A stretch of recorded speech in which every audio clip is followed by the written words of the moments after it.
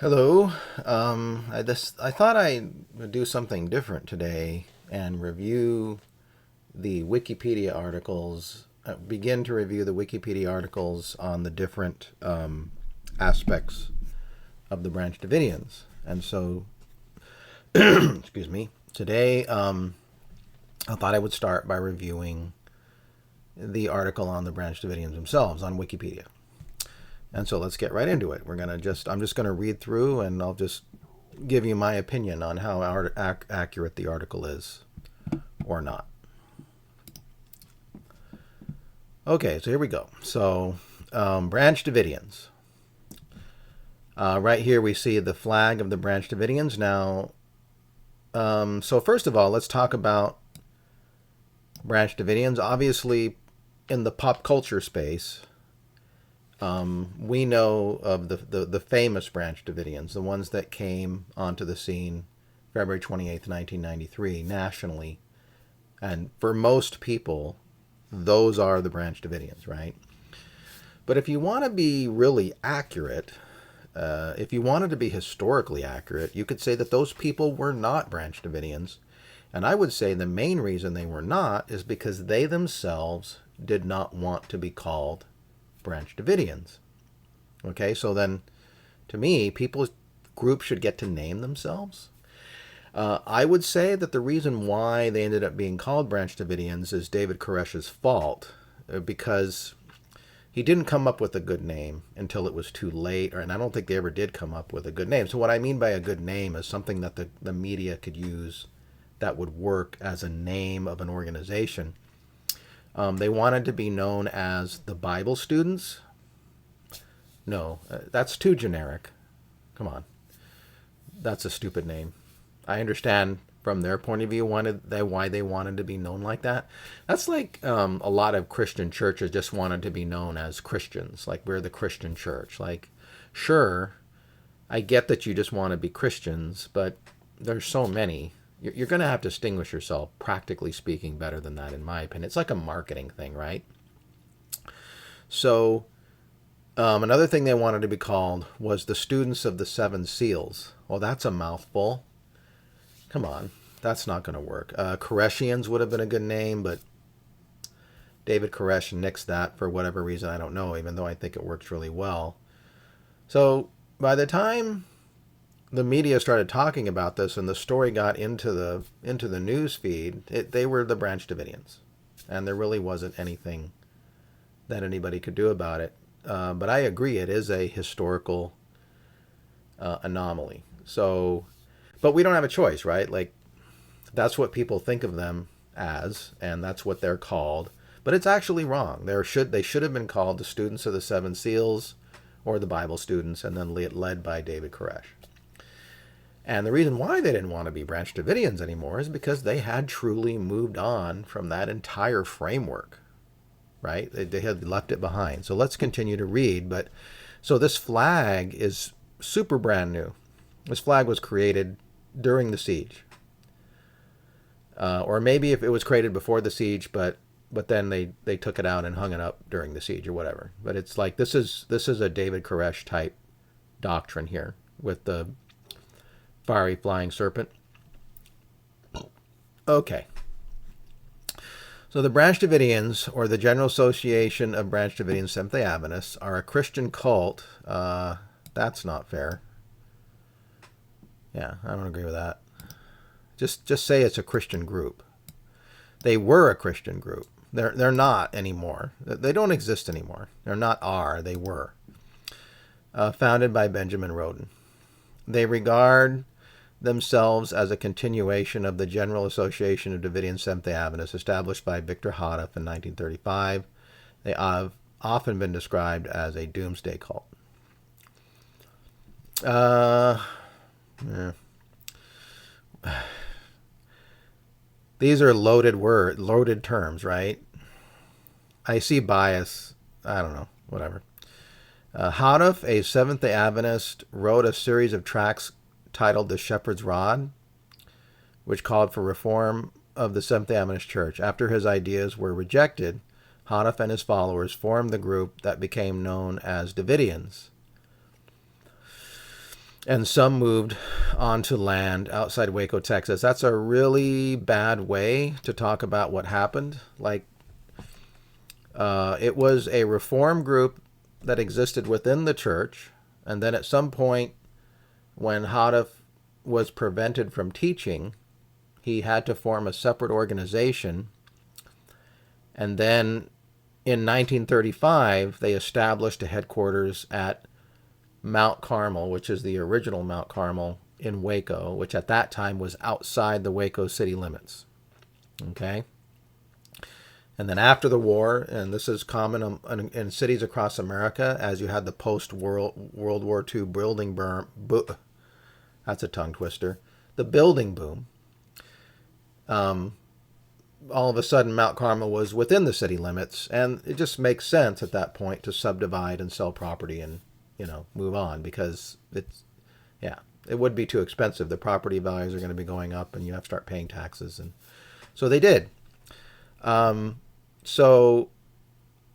It said some moved onto land outside Waco, Texas. The headquarters was moved to Mount Carmel, Waco, Texas. The mailing address was literally Mount Carmel Center, Waco, Texas. They built a community called Mount Carmel Center, which served as headquarters for the movement. So now we're making up for what we didn't put back here. After Houteff's death in 1955, his wife Florence took control of the organization. That same year, Benjamin Roden, a follower of Houteff, proclaimed what he believed to be a new message from God and wrote letters presenting it to the Davidians. That's basically true. He signed these letters, The Branch. That should probably be in all caps. Believing that to be the new name Jesus had taken to reflect a new stage of his work in the heavenly sanctuary. I don't know about that. Those who accepted Benjamin Roden's teachings became known as Branch Davidians. Branch Davidian Seventh-day Adventists. Yes. Okay, so that's fine. We just started getting into the actual Branch Davidian history here, right, with Roden. In 1957, Florence Houteff sold the Mount Carmel Center and purchased 941 acres near Elk, Texas, 13 miles northeast of Waco. And that's important to remember that Mount Carmel, New Mount Carmel, naming it New Mount Carmel Center. So that's outside the Waco city limits by quite a bit. So it's kind of unfortunate that it gets associated with Waco, because technically they're not in Waco. The city of Waco has never had any control over the property whatsoever, because they're not in the city limits. So it's kind of unfair. Let me just make a side note here. Waco has in their past a dark history, a thing that happened in their past. Let me see if I can find it this way. Yes. So unfortunately, in the history of Waco, you have this particular thing that happened here. Let me see if I can zoom in on this a little bit to make this text bigger so we can all read it, right? So the lynching of Jesse Washington. So Jesse Washington was a 7-year-old African-American farmhand who was lynched in the county seat of Waco, Texas on May 15th, 1916. Now you can read this. This is quite horrible. There was a woman who was worked for the NAACP right here. Her name was Elizabeth Freeman, and she did go to Waco to investigate the situation. She determined that Jesse Washington probably was guilty of the thing that he was accused of. But the problem is that he was lynched because everybody got so angry, and because of the racism of the time, it turned out into this ridiculous spectacle. And it was really bad, like 10,000 spectators and making postcards. And obviously, we want to have law and justice, and if people commit crimes, then they should be prosecuted. But there's due process and cruel and unusual. Obviously, this is ridiculous, right? What happened to this man, even if he was guilty, he should go through due process and then be treated like anybody else. But of course, this is 1916. And this really was a very dark mark on Waco for a long time. In fact, it was so dark that that even when things like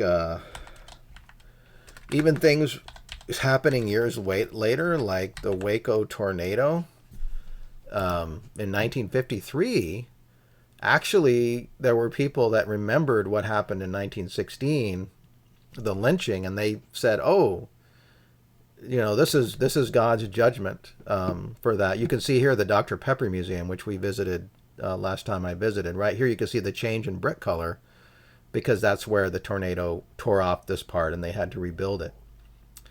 So yeah, it was a pretty bad tornado, and this was, of course, that's obviously an opinion. Whether this is the judgment of God, that's a matter of faith, not any objective history. But yeah, so yeah, Waco has like bad luck because then obviously this happened in 93, and so Waco gets associated with these negative things because obviously this is a fairly negative thing, right? That the Branch Davidians were confronted, and then the ending was so horrible, regardless of your views. Like obviously people run the gamut on how they view the situation in terms of who's at fault and who's to blame, but it doesn't matter because it's a negative thing overall, and Waco gets associated with this, so it's really kind of not fair. But to get back on track, so they named it New Mount Carmel, so that's 1957, right? So like I said, they're selling off the old property and they're buying Mount Carmel. New Mount Carmel, which originally was hundreds and hundreds of acres because the land was cheap. They had a lot of money from selling the old property, which had become much more valuable. After the failure of Florence's prophecy of apocalyptic events on or near April 22nd, 1959, that is true. I should make a separate video about Florence Hoddeth someday. She was, I think she was a very amazing woman, considering the circumstances that she found herself in. Remember, she got married to Hoddeth. She was a teenager.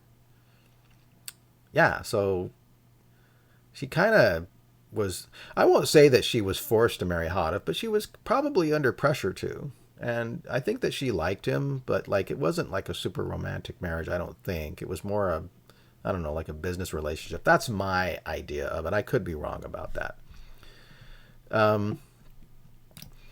She dissolved the Davidian Association in 1962 and sold all but 77.6 acres of the New Mount Carmel property. Yeah, that's correct. So that New Mount Carmel property is a parcel of the original property. In fact, because the Rodens didn't believe that the property was sold legitimately, right? So then the surrounding property, right? So if we go to Google Maps and we go to New Mount Carmel,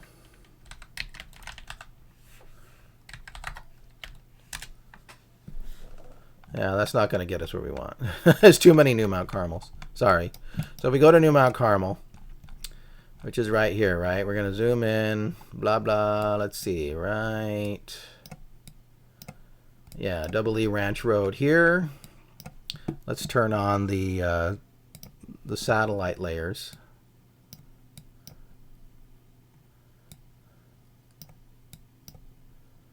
Sorry, I'm kind of wandering around right now. Waco Spiritual Ranch. I don't know what that is. Double E Ranch Road.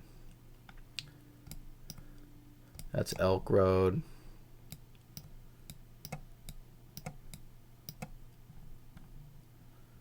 Well, oh, wait a minute. Okay, here we go. Sorry.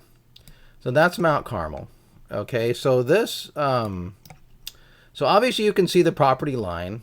This land here that's bounded by the road on this side, and then it comes up here, right, on this side, and then jogs in. It's a very irregularly shaped piece of property.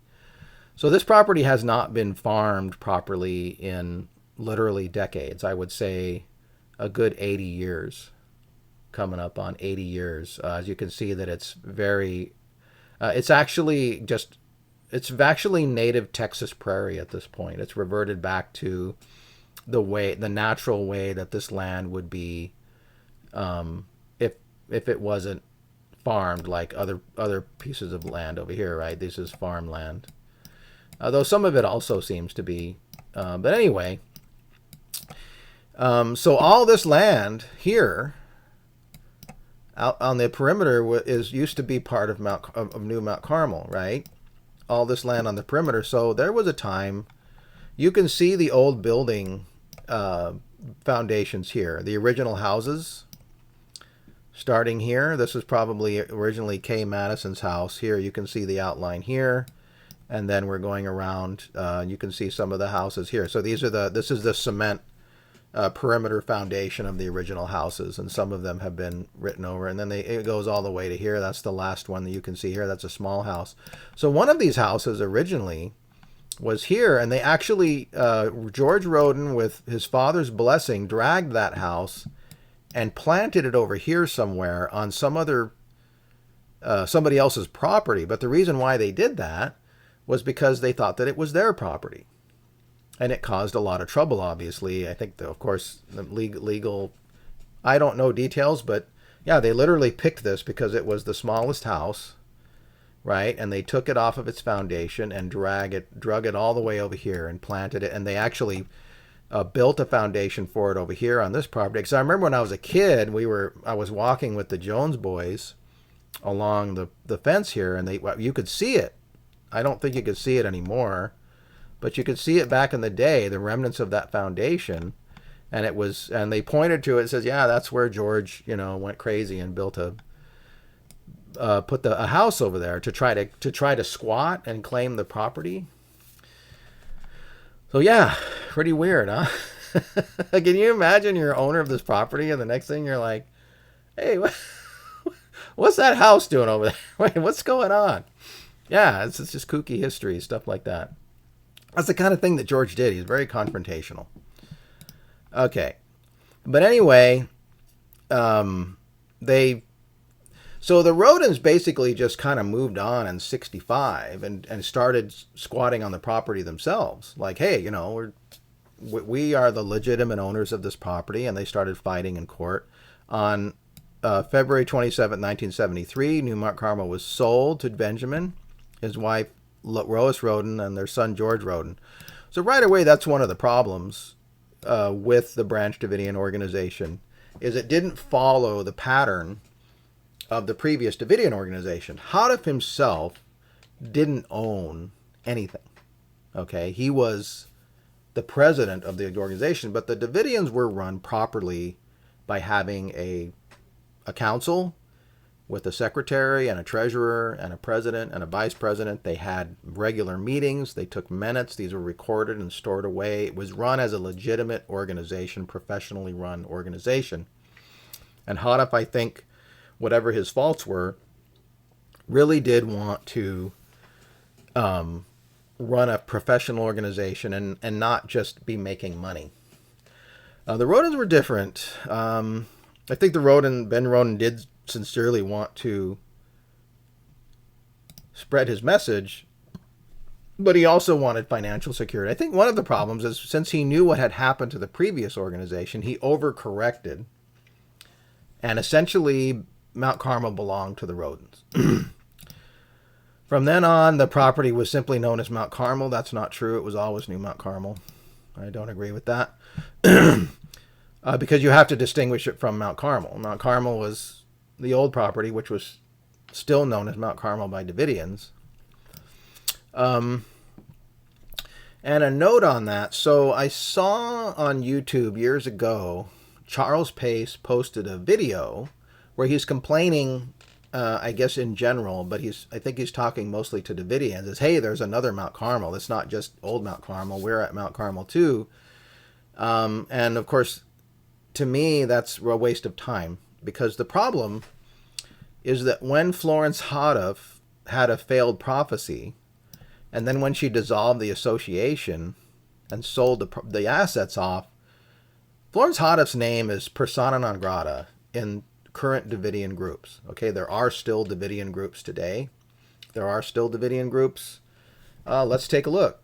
Like if we go here from Mount Carmel, we go back to where old Mount Carmel was. See if I can find it really quick. So yeah, here's the lake, right? So it's out here somewhere, old Mount Carmel. So I know what I could. Here we go. Okay. So here's Lake Waco, and by the way, here's the dam.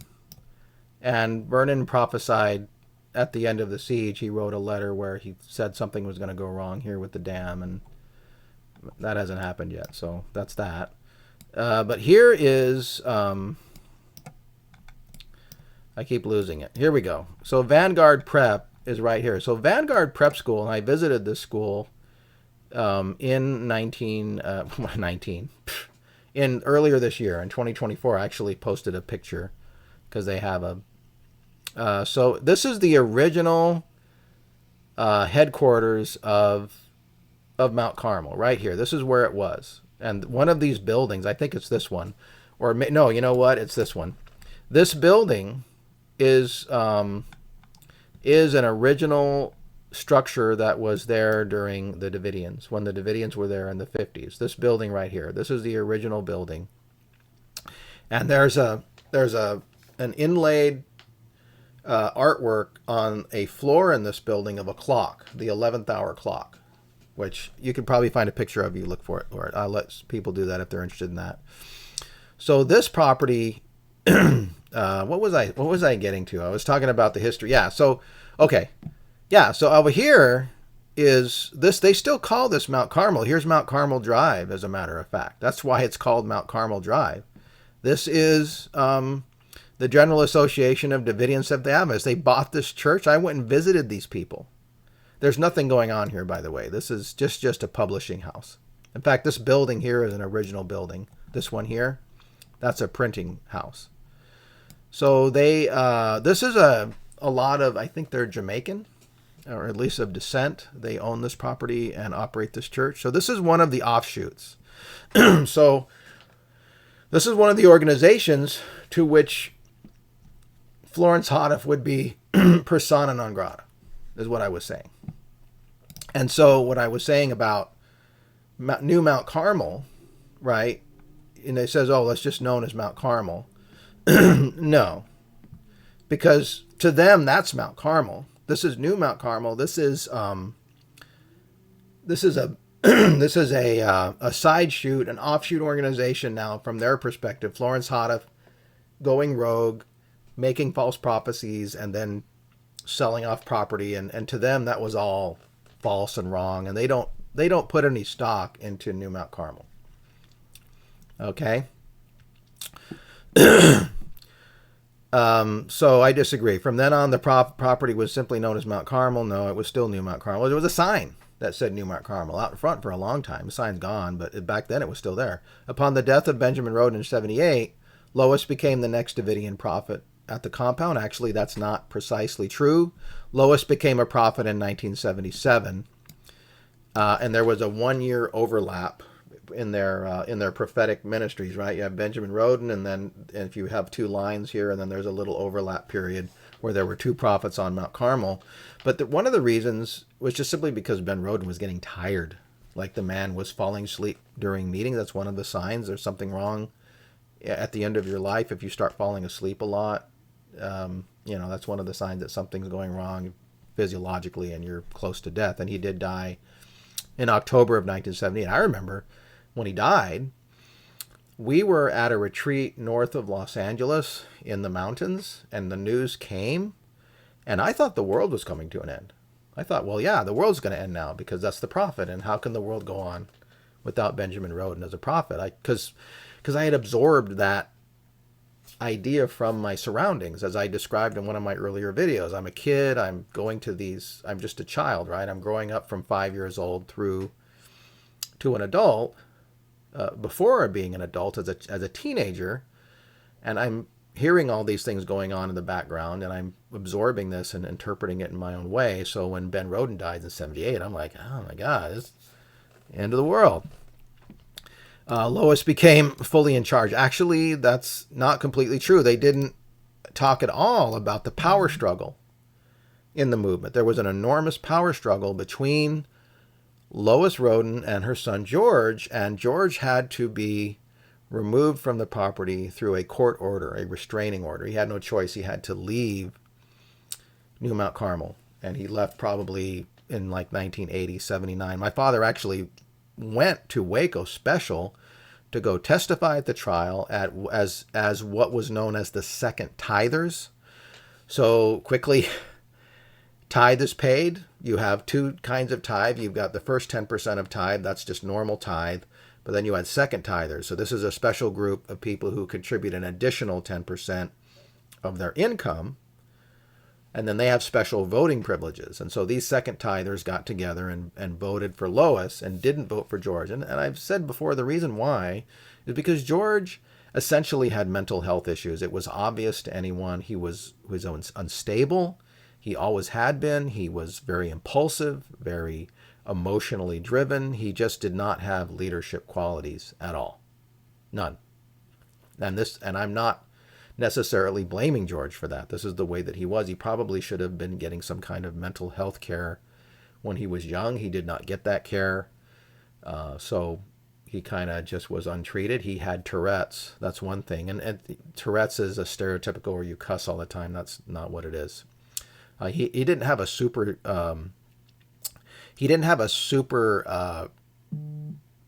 I guess you'd say virulent form of Tourette's, where you're literally every other word you're doing weird noises and stuff. But he did have some, and because I remember when I was a kid, he was giving a study in front of the group, and so I'm like 11 years old, and he's up there speaking, and every now and then he would go, "Puh, puh, puh," you know. Now I'm a kid, and like this is an adult, so I'm trying to interpret this behavior.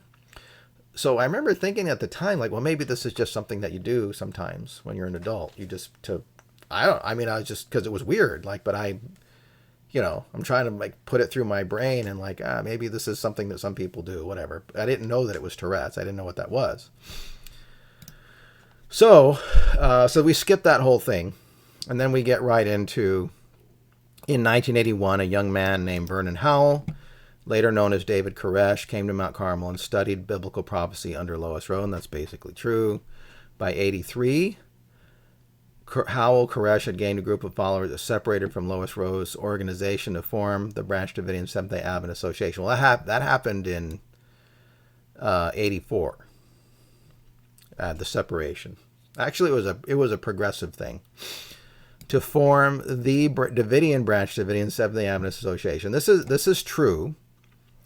And so you might say, like you see here, Davidian, that's the original name, right? Davidian Branch Davidian Seventh-day Adventist. So why did David Koresh change it to Davidian Branch Davidian Seventh-day Adventist? So this is the evolution of Koresh's doctrine, right? So as I said at the beginning of this talk, by 1993, David Koresh is done with Branch Davidian. He doesn't want to be that anymore. He doesn't want to talk about that. But back here in 1985, I think this was done in 85 maybe, or 84. This was actually filed in the court. One of the reasons why Vernon Howell did this was because he wanted to separate himself away from George. Okay, legally, we're the Davidian Branch Davidian Seventh-day Adventists. And the reason why he put Davidian up front again is because he thought that he was wrapping back around to the Davidian message. And in order to show that, I actually need to show, I'm sorry, I just thought of this. So let's see, Branch Davidian Studies, charts, no. I'm going to pause for a moment and I will come back. Okay, well, here we are, and this is what I was looking for. So let me explain what's going on here. Let me try to zoom in as best as I can so you can see this chart. So this is a chart that is my redoing of a chart that Vernon Howell put in a letter to Branch Davidians in 1983. And this shows the different angels' messages and how they relate to each other in the mind of Vernon Howell. So let me explain what's going on. So you have the original three angels' messages here. So the first angel's message here, right? I see my little cursor here. In fact, I can, I'm not going to draw on this. But anyway, yeah, you've got the first angel's message over to the extreme left. And these are the dates underneath. Probably should make those larger. Sorry about that. Let's increase the font size on that a little bit. All right, so these are the original dates, and these are the Adventist.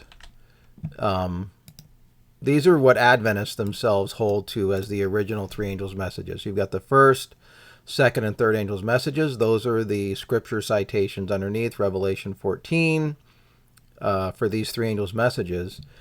And then now we're looking at this from the point of view of David Koresh, right? Or Vernon Howell in 1983. So he believed that the fourth angel, which was Victor Houteff in 1929, here's the date. Let's enlarge that a little bit.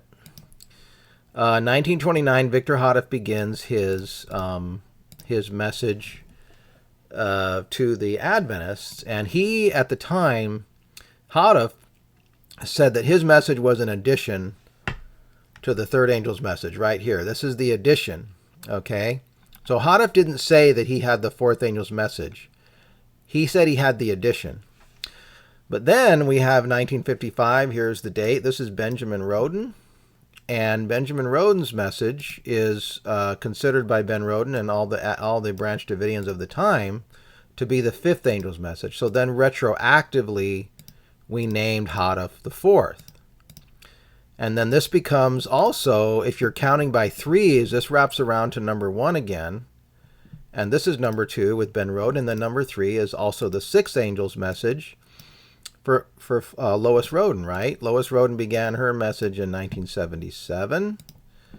And this is the sixth angel's message, but it's also the third if you're counting from 1, 2, 3 here. And it's also, so here's now, this is where we get to why, because what we're trying to answer is the question, why did Vernon say Davidian, Branch Davidian? Why did he go back to the Davidian movement? And this is why, right here, when we get to the seventh angel's message, this is from his chart. 7 equals 4, right? Because it's if you're repeating the three angel message cycle, again, you're counting 1, 2, 3, 1, 2, 3, and then you're back to 1, which is also 4. I know this is complicated, but it makes sense if you understand how you're counting. It's also 4, and it's also 7, okay? And then he's talking about days of creation here. This was on his chart. I'm not 100% sure what he means here, but obviously Son of the Moon was created on a certain day and so on. And then here's his scripture reference for the seventh angel's message, and here's the date that it came. And so his message was an addition to here. See how it repeats? Houteff is here. He's an addition to this third angel's message here. David Koresh, or Vernon, back in 1983, viewed his message as an addition to Lois Roden. And that's why I remember in one study he read this passage in Early Writings 277, or somewhere there was a passage, and Ellen White said, under the direction of the addition to the third angel's message or something. And he read it like 3 or 4 times, under the direction, under the direction, under the direction. He was trying to tell Lois Roden, who's in the audience, that, hey, I'm in charge of your message, and I'm the boss now, and I have the seventh angel's message, which is also the fourth angel's message, right, because of counting by threes, and it's also another first angel's message. So because he had the addition to Lois Roden's message as essentially a repeat of what happened back in Houteff days, who had the addition to the third angel's message. And this is why he taught that that's, again, going back to the article, this is why he named it the Davidian Branch Davidian Seventh-day Association. So I hope I've tried to explain that as best I could in the short amount of time that I have, just so you can understand what's going on. Okay, so that, and I don't think I've ever explained that before, so that's actually pretty important if you want to fully understand what's going on. And then, like I said, as the years went by and the doctrines changed, this whole thing went away. In fact, there's even an exchange in the tapes, the FBI negotiation tapes. One of the followers of David Koresh, who has been released from the compound to the authorities, Kathy Schroeder. Kathy Schroeder obviously is being interviewed on her release, and I think they're asking her questions about the name of the religion, whatever. She put down Branch Davidians or something, and she's having a conversation with Steve Schneider, who Steve Schneider is being influenced by David Koresh in the background or being pressured by him. So at this time, David Koresh wants to get away from this Branch Davidian thing. It's not a thing. It's not real. It's that's Mark Bro that did that stuff, and that's what Steve Schneider is pressuring Kathy Schroeder, because she's put Branch Davidian down or said that she was a Branch Davidian or something. And she even mentions, well, I got from Perry Jones that we were called Davidian Branch Davidian. That's absolutely true. But that's the thing about David Koresh. He doesn't care about what he said before. That's, again, he would say that's old light. That's outdated. Now we have present truth. And in the present truth, we're the students of the Seven Seals or something. And all of this Branch Davidian stuff is all outdated and old. And he's very frustrated. And like I said before, it's really his fault. He should be frustrated at himself because he didn't clear this all up previously and kind of just let it float around. So by the time the media needed a name for the group, Branch Davidian. Like, what else are you going to do? It's an accident of history, right? Okay. Koresh's group and the Branch Davidians, Lois's group, were two separate organizations with different leaders, names, and locations from 83. That is true. That is absolutely true. I can see the influence of current... In fact, this sounds like Doug Mitchell. And probably Doug Mitchell has passed away, unfortunately. He has a... Trent Wild is the guy that has taken up the mantle from Doug Mitchell and has a Branch Davidian group, such as it is. I think he's in Canada or something. So yeah, but it's true. It's true. This is a true statement. It was not until 87, after Lois died, that Koresh filed the document claiming to be president of Branch Davidian Seventh-day Adventist Association. Sure. Yeah. Koresh and followers further went to Mount Carmel, engaging in a shootout with George Roden. That was 1987. Okay. And again, this is a very short description of that. It should be much more here. That eventually resulted in Koresh's group occupying the land. That was Passover 1988. So that ended Koresh's 4-year exile, self-imposed at first. Koresh, Vernon Howell, in 1984 during Passover, voluntarily left the land. He saw that the pressure had increased upon him, this fallout from this affair with Lois Roden, and then George was raising hell, had all his followers there, and it just, I think Vernon looked around and said, I've got to get out of here. It's just too much heat, so to speak. And he left. But as he left, Raymond Friesen drove him out the gate in his little Toyota Corolla. And as they were driving out, Charles Pace and all his group were dancing around and having a good time because they had driven Satan off the property. That's the way that they looked at it. Meanwhile, Vernon's reading a scripture as they're driving out the gate because Vernon has his own interpretation, and for him, this is his victory. They have rejected the truth. So, we have different perspectives on what's going on.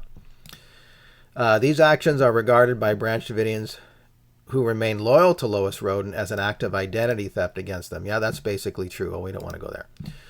So that's, again, this is reflecting a certain perspective. Right, and so this is somebody editing this article who is anti-Koresh, and that's fine. I'm not being pro or anti-Koresh here. I'm just reading the article and trying to see what's going on. I'm kind of trying to be neutral in this particular exercise. You guys know I don't like Koresh, but anyway, Koresh's leadership ended at the Waco siege of '93, a 51-day standoff between the sect and federal agents.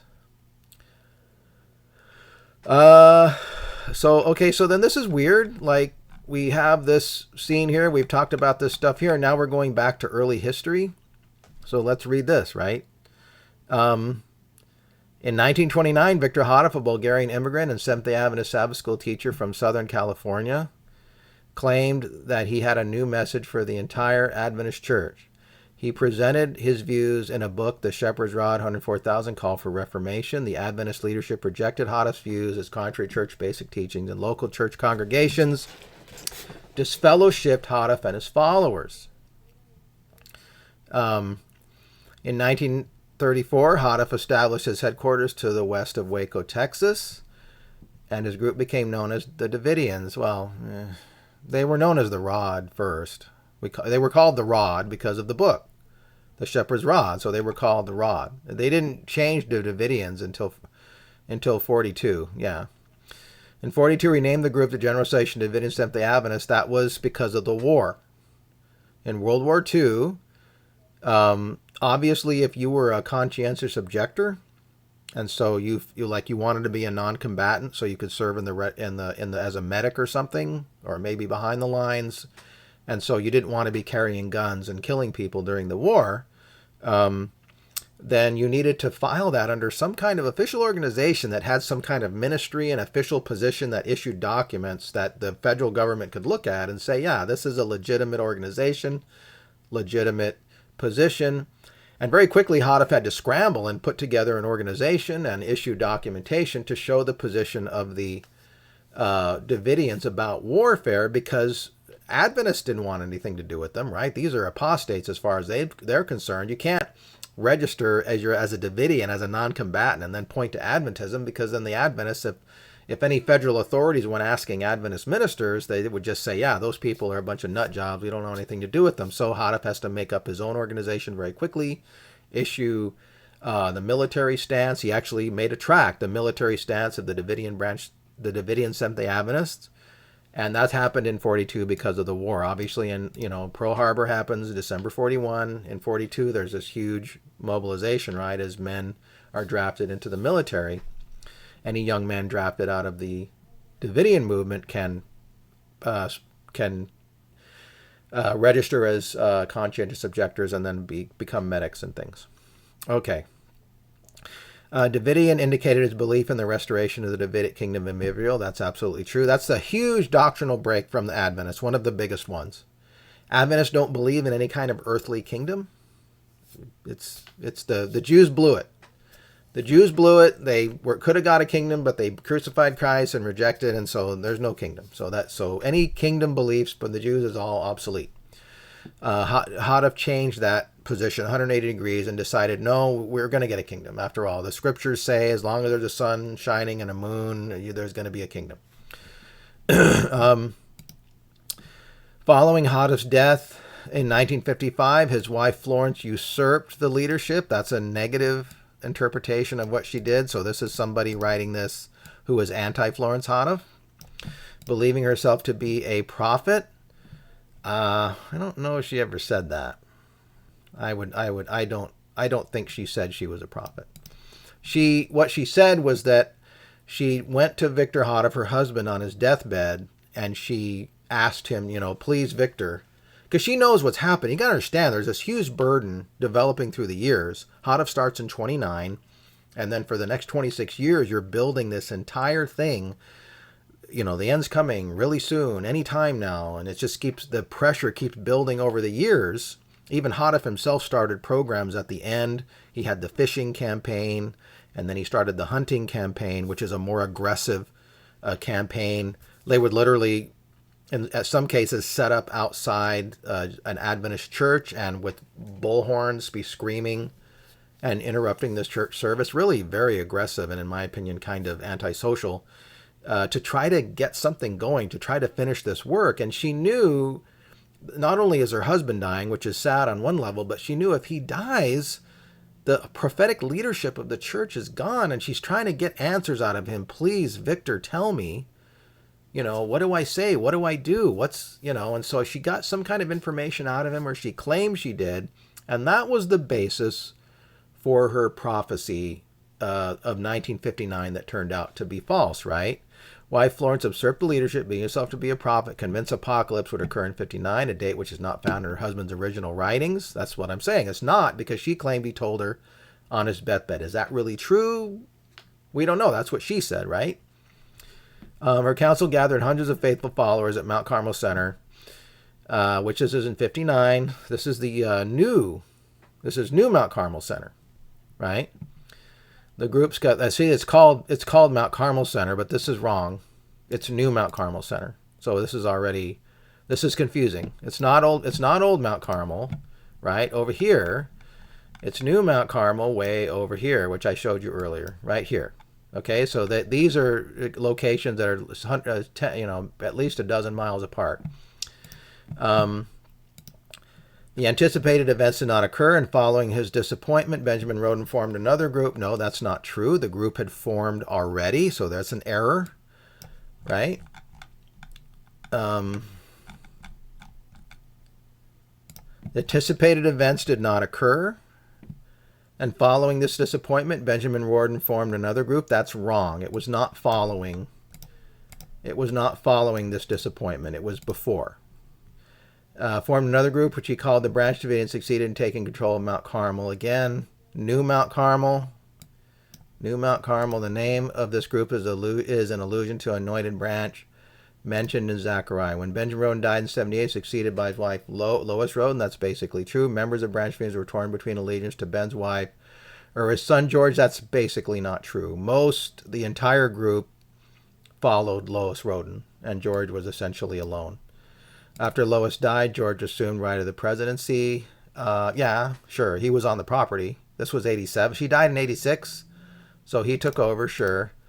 However, less than a year later, Vernon Howell rose to power and became leader. This is really bad. You guys know this. Look at this. Less than a year later, Vernon Howell rose to power. So she died in 86, and then he rose to power. He had already rose to power in 83. So this is bad. Rise of David Koresh. And now we're disjointed again. We're talking about when Lois Roden died, but now we're back in 81. Howell's arrival at Mount Carmel 81, well received by nearly everyone at the Davidian commune. He had engaged in an affair with Lois Roden while he was in his early 20s, and she was in late 60s. We've already jumped from coming to Mount Carmel in 81. Now we're having an affair. We don't talk about anything in between. Howell wanted to father a child with her, according to his understanding, would be the chosen one. That's unclear what he wanted. And when she died, George inherited the position of prophet, leader of the sect. A power struggle ensued. No, the power struggle preceded this. The power struggle was in 83 and 84, not when she died. Gained loyalty of the majority of Davidians. Did Vernon Howell have the loyalty of the majority of Davidians? I would say no. It was a subset of the Davidians, probably maybe 20, 30%. A lot of the people that were actually living at New Mount Carmel. In 84, Howell and his followers left Mount Carmel. That's basically true, though some left in 85. Accused Howell of having started a fire. Consumed a $500,000 administration building. No, it wasn't a $500,000 administration building. This building had been built in 57, and at this point it's already it's about 25 years old. Roden subsequently named Rodenville. That's true. Roden did name New Mount Carmel Rodenville. Another splinter group led by Charlie Pace left and settled in Alabama. That's basically true, yes. Charlie Pace was allied with George Roden for a while during the time, like I said, Charles Pace group was dancing and singing when Vernon was driving out of Mount Carmel for the last time in 84 until he came back in 88. But then Charles Pace, the thing about George is he would drive everyone away because his behavior was so erratic and so unstable because he was mentally ill. Again, this guy, George, and he was mentally ill. He ended up killing somebody because of mental illness. He was literally declared not guilty by reason of insanity, and he was institutionalized. He was a deeply ill man. And all of this stuff probably contributed to his instability. So yeah, Charlie Pace left because, Charlie Pace is not mentally ill. Charlie Pace is, I think he's a weirdo, but that's just my opinion. What do I care? That's what I think. But so what? Like, Charlie Pace couldn't manage to live there anymore because George is just too unstable, so he had to go to Alabama. As an attempt to regain support, Roden challenged Howell to raise the dead. That's basically true. Exhume the corpse of a deceased Davidian, yes. Roden later denied this. I guess in a moment of clarity, George, actually that's kind of crazy. I didn't really do that. This illegal act, this is the famous thing where Vernon goes onto the property to try to get pictures so they can use this in evidence in a court of law to try to get some kind of charges against Howell. November 3rd, 1987, 7 of his followers, so that would have been Jimmy Riddle, David Jones, Stan Sylvia, let's see, who else? Paul Fata. Yeah. In fact, the reason why Vernon was able to get out of jail so quickly is to post bail is because Paul Fata's father, as far as I know, posted a bail for Paul and Vernon, because that was the deal. I think Paul said, hey, you want to get me out, you got to get Vernon out. So his father helped him get out of it. And then they had a court, anyway. I believe that essentially Vernon was sincere in this in terms of his goal was to try to get some kind of evidence against George so that he could get George off the property. Now, what's really interesting about this is that actually the thing that did get George off the property was that there was still a restraining order against George from being on the property, which was from his mother back in 79. Because there was a court case, and that restraining order had never been lifted. His mother had never bothered to go to court to get that restraining order officially lifted, which makes sense because that's kind of the way the Rodens were. They were not an organized, serious, professional group. It was just kind of hit and miss chaos. So then, because George was mentally ill and he kept filing court cases, he eventually got a judge angry and, he was declared in contempt of court and put in prison or something, or jail. Says here, although Howell's group claimed it was trying to obtain evidence of Roden's illegal activities, its members did not take a camera with them, and that's referenced from a biography. I don't know if that's true. I don't know where they're getting that information from. I cannot verify that one way or the other. The trial ended with a jury finding Howell's followers not guilty. Then they hung on Howell himself. After his followers were acquitted, Howell invited the prosecutors to Mount Carmel for ice cream. Yeah, I never heard that before. That could be true, though. I wasn't around then. It is claimed Howell was never authorized to name his breakaway sect the Branch Davidians, and the church which bears that name continued to represent the members of the branch who did not follow him. That is a book. So right there, that is a book by,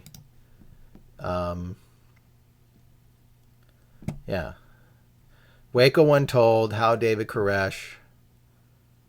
Right here. So this is what I was talking about. This is the book by Doug Mitchell, and this is it's forward by Trent Wild. If you could see that name right there, Trent Wild. That's the guy who's leading the group, Doug Mitchell's group, after Doug Mitchell passed away earlier in the century. That's where that's coming from.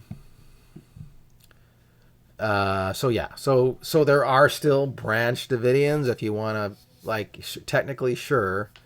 I don't think there's any more Branch Davidians myself, in my opinion. These groups are so far removed. Trent Wild is not in the chain of prophecy, in my opinion. Like, if you just count the prophets, because Doug Mitchell would have been the seventh angel, because of this, so that's it. That Doug Mitchell would be the last one. So Trent Wild is now an eighth.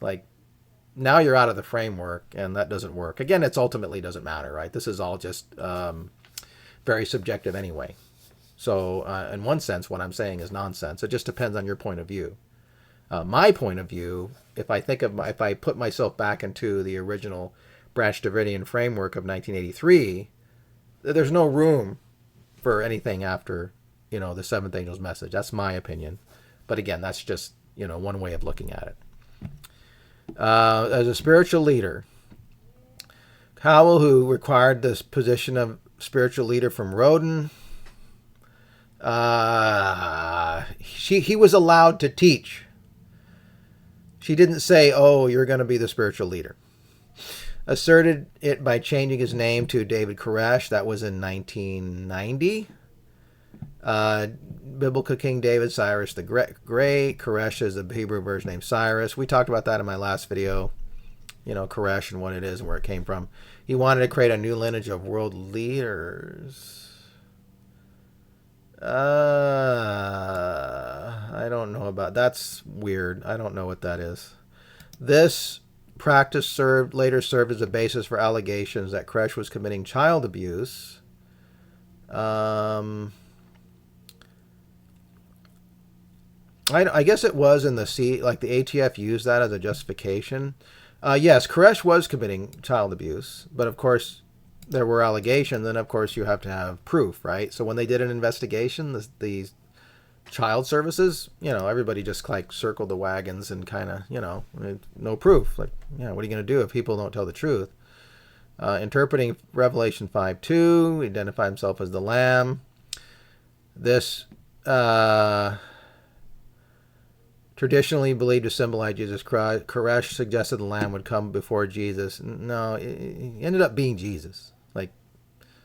This thing that Koresh didn't say he was Jesus. That's not really. Eventually he had to say that he was Jesus, though he would say it in such a way to have plausible deniability. Because, look, you gotta understand something about David Koresh. David Koresh loved to play games. Loved it. Loved to play tricky little games where he could try to, say things, but it's on a higher level and sort of like parables, right? That way the swine, we're going to put our pearls before swine. We don't want the average guy to understand what we're talking about. So stuff like that.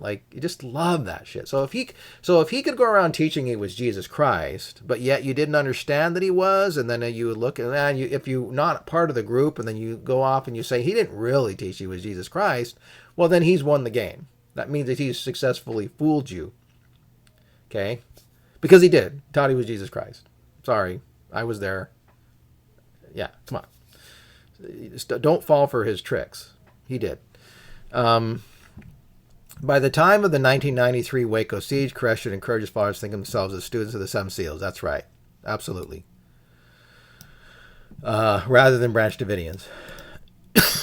During the standoff, one of his followers publicly announced he wanted them to thereafter identify the name Koreshians. Koreshians, I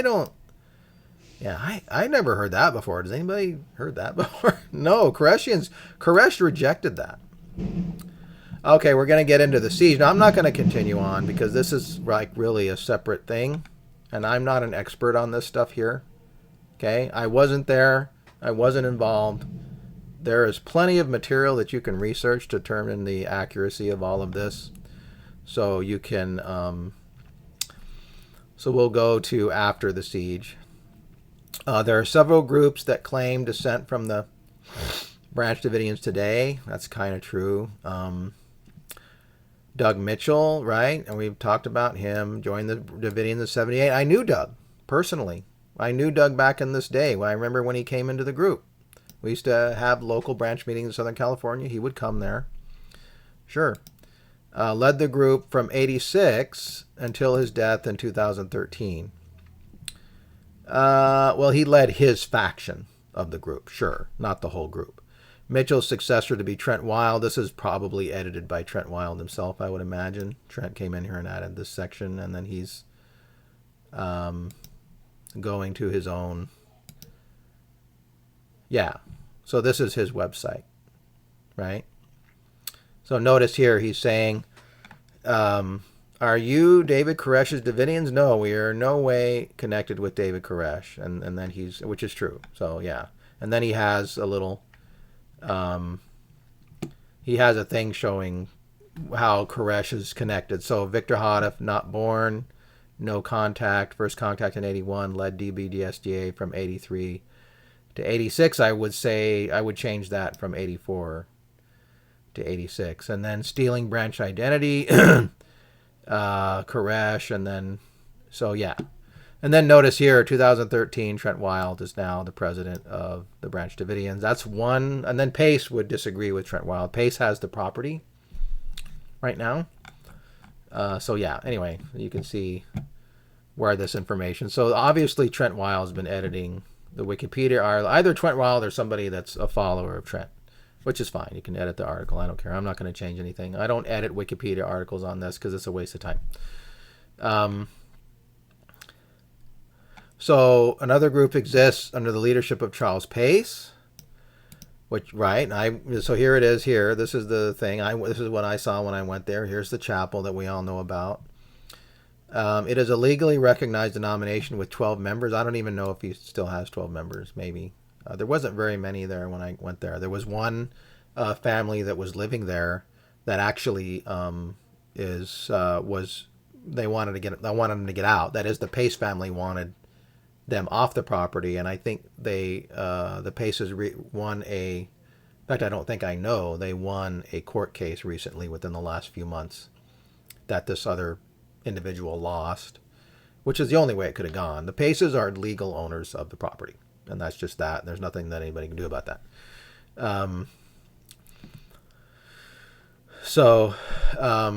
Pace, while regarding Koresh as appointed by God, I don't know why Pace would say that. That's interesting. He didn't think that when he was around in 84. Says Koresh twisted the Bible's teachings, fathered dozen children's. Pace believes in Lord is anointed me, pointed me later, but says he is not a prophet, but a teacher of righteousness. I'm going to call semantics. Whatever, man. Others, once led by Clive Doyle, continue to believe Koresh was a prophet and await his resurrection. That's basically true. Clive has passed away. Both of these groups are still waiting for end times. Doyle died in June 2022. So yeah, basically it's Trent Wild is one branch, which is inherited from Doug Mitchell, and then the other branch is Pace. From what I could tell, there is nothing going on with Pace. I think the Pace family, as far as letting members of their group, such as they are, come and live at Mount Carmel, those days are gone because they're sick and tired of having to kick them off or whatever, and try, because they want control of the property. So they don't want any squatters. They don't want anybody living there who then says you can't kick me off because I'm gonna whatever. They've destroyed the cemetery, essentially removed all the gravestones, because if you have a cemetery on a piece of property, you legally can't restrict access. People should be able to get in and see the cemetery. At some point, my prediction is when Charles Pace passes away, he's not doing well these days. From what I've heard, he's ill, but I don't know for sure. But he's getting old. Eventually, he's going to be gone, and then what the Pace family will do, I don't know. They might very well sell the property off to whoever. I wouldn't be surprised if somebody who owns farmland around the property buys it up, unless somebody else steps in, maybe with some money, and creates an organization to preserve it as a historical, site, which I think really should be done. But I don't know. So here's the flag, the original Davidian flag. This is true. As this tract, it shows the flag. Then it talks about on February 28th, a similar flag made of fringed satin was visible hanging in a front window. The flag had a six-pointed star surrounded by 5-pointed stars on a gold field, presented by Benjamin Roden by Northern Branch Davidians, but Roden never flew it. Probably they mean Canadians. But Roden never flew it because the colors were wrong. I never heard that story, but that could be true. Koresh, however, decided to hang it, although it was destroyed on first day, and continued to hang in tatters throughout the siege. And then this is the flag that the official Davidian. It's not even a Branch Davidian flag. This is the Students of the Seven Seals flag, right? So there's the fiery flying serpent. Sorry, that was a massive failure. Trying to zoom in there. So that's the fiery flying serpent, right? This is in the Bible. It's got 6 wings, 6-winged seraph, fiery flying serpent, and then here's the seals, the 7 seals, right? There's obviously 7 here. So that's what the group was about. This is the Students of the 7 Seals, the Koresh flag. It's got nothing to do with Branch Davidians, technically. That said this flag was hoisted on March 1st. It said it was sewn in part by Kathy Jones. That's my sister-in-law. Steve Schneider, described it. Fiery flying serpent, as I mentioned. According to Koresh, the flag signified Mount Carmel's status of the sovereign power. The flag ripped off its pole during the Mount Carmel compound fire, and ATF replaced it with the American flag, a Texas flag, and their own flag, which is what a conquering power does, right? I mean, that's just very, whatever, kind of dark, but whatever, man. Okay, so... yeah, I don't know anything about this. It doesn't. That's Oklahoma bombing really isn't. The Davidian flag was hanging in Elohim City. Yeah, I guess if this is true, it would be kind of with respect, or kind of to show some allegiance from a government opposition point of view. Relationship with Seventh-day Adventists. Whatever. There is documented evidence. I'm going to skip this part.